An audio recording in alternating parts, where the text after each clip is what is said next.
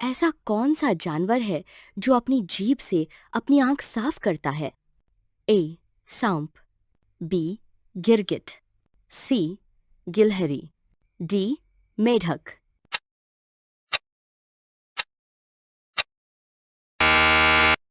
सही उत्तर है बी. गिरगिट। अगर आपको स्टडी से प्यार है और मेहनत का रेस्पेक्ट करते हैं तो चैनल को सब्सक्राइब करें और वीडियो को लाइक और शेयर अवश्य करें। धन्यवाद।